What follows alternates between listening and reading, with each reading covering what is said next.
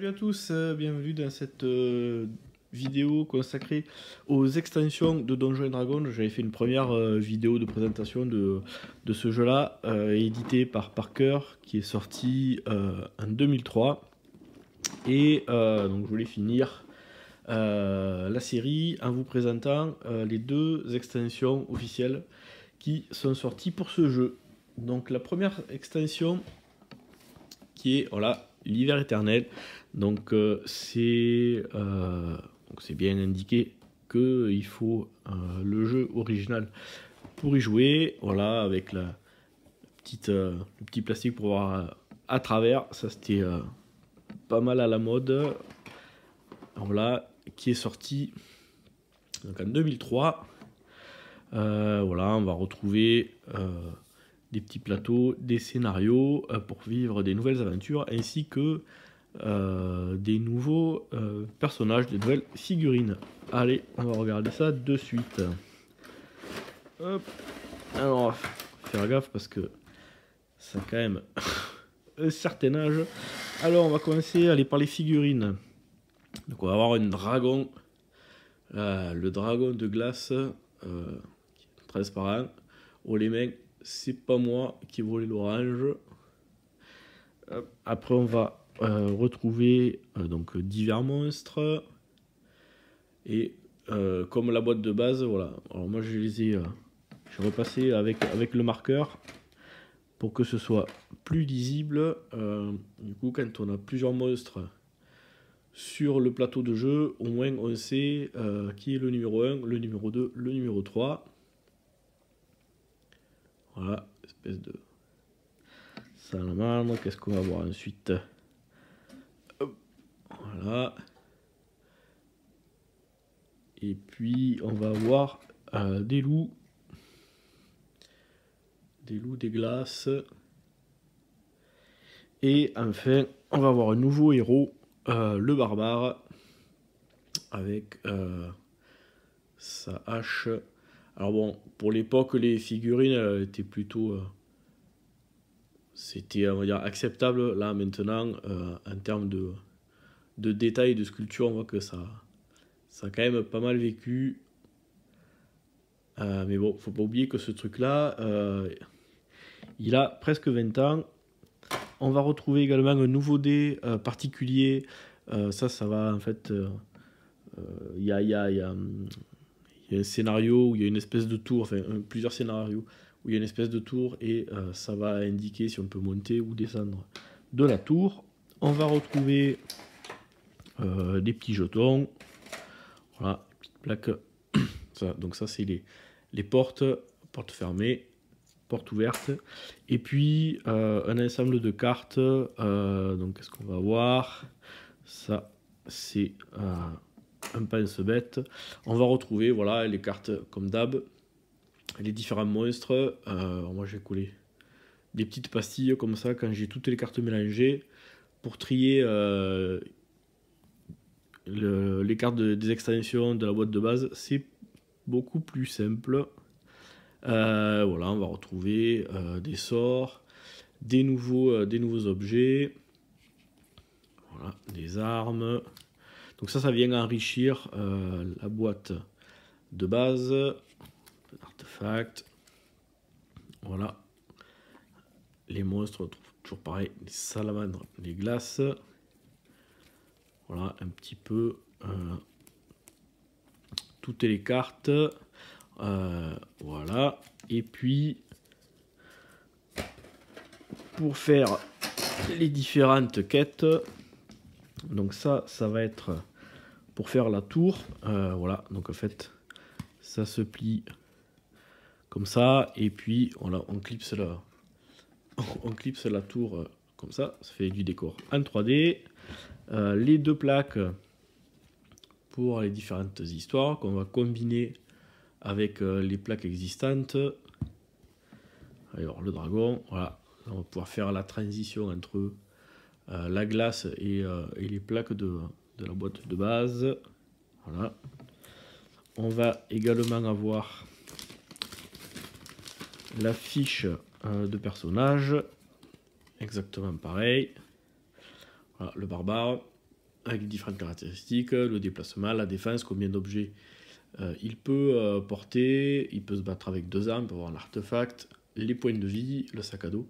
Donc les points de vie, toujours pareil, si c'est des missions de niveau 1, on commence à 8, si c'est de niveau 2, on commence à 12, etc. Plus le niveau est élevé, plus les missions sont difficiles et les monstres aussi. Donc là on va retrouver les monstres de la boîte. Et puis pour certaines aventures, on aura besoin des personnages de la boîte de base. Donc toujours pareil, hein, au niveau du petit bouquin, une présentation, des règles un petit peu modifiées, des règles particulières pour cette boîte d'extension.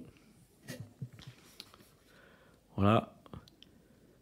Donc ça c'est le fameux la fameuse tour en 3D avec le dé particulier. Voilà, on va pouvoir également jouer avec les personnages de boîte de base. Et puis, chaque fois, un scénario pour le maître de jeu avec la carte donc, qui est cachée que les joueurs ne voient pas. Il n'y a que le maître de jeu qui sait avec voilà, les différents coffres, les monstres, les pièges à éviter. Et voilà, donc il y a plusieurs aventures. Chaque fois, on va combiner tout ça. Allez, on va mettre ça de côté. Et je vais vous montrer hop, la seconde extension qui est sortie un petit peu plus tard. Qui est ici. Donc là, la forêt interdite, on change complètement d'ambiance, ça devient un peu plus chaud.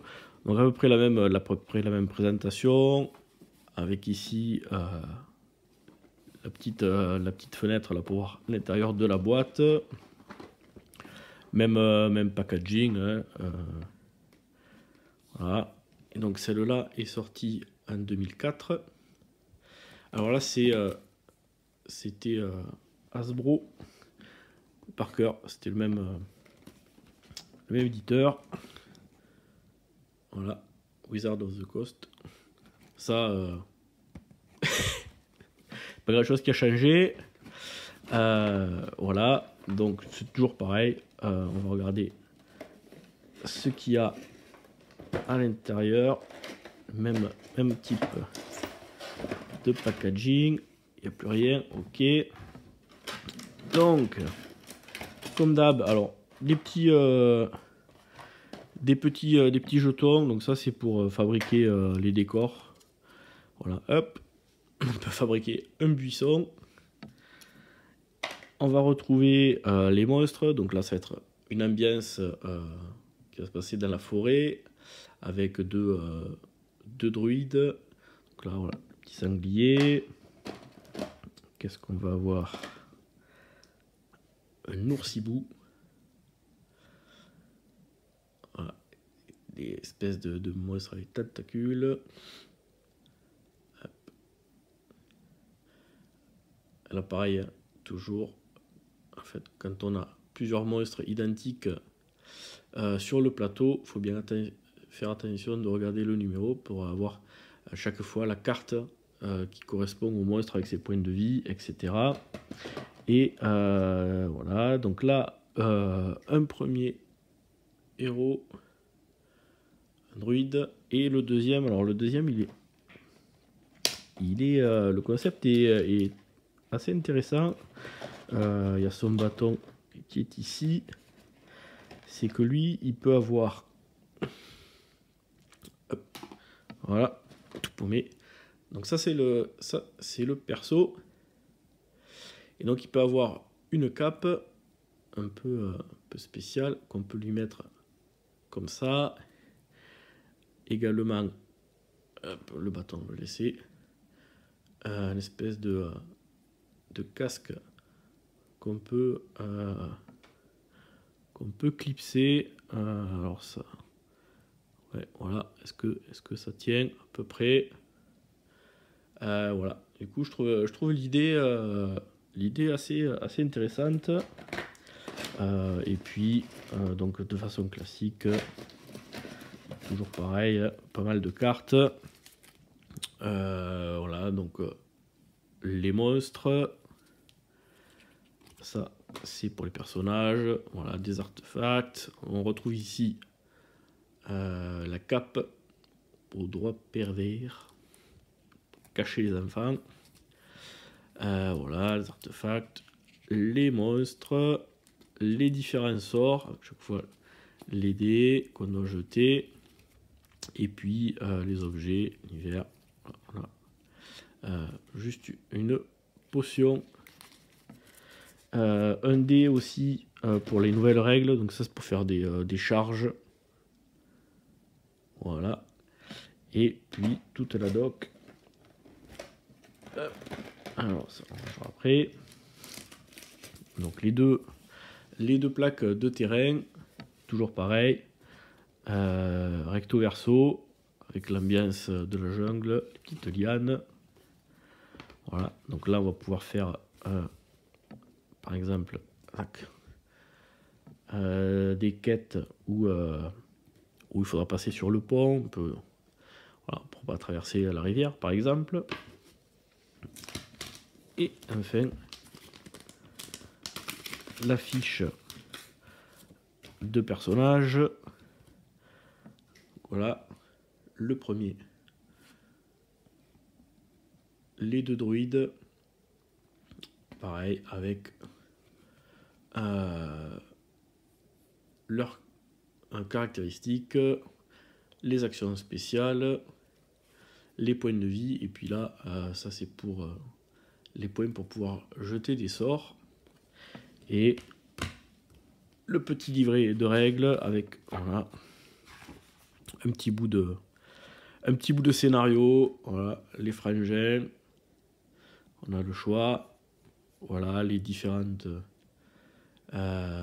configurations des personnages, les règles un petit peu particulières.